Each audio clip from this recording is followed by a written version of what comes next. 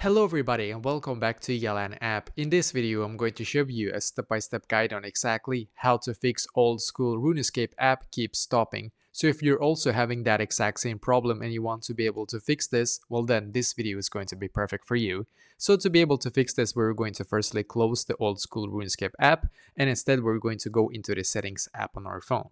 So now on the settings app, then what you're going to do in here is to just scroll down, and then you're going to click where it says general. So click on general. And as you can see, you should now be taken here, which is perfect. So now what you're going to do on this page is to scroll down again and then click on storage. And now we're just going to simply wait for this page to completely load in here. So we're just going to keep waiting here for the page to load all the apps. And now when it's done, just swipe up like this until you can see the search bar up top. So click on search bar, search for RuneScape, and then just click on the old school RuneScape app in here. Now click on upload app, and once again click on upload app in here. And we're just going to simply wait a couple of seconds and then click on the blue button here once again. You have to sometimes click 2 times if you have like bad connection like I do. Unfortunately, you have to click on it 2 times sometimes.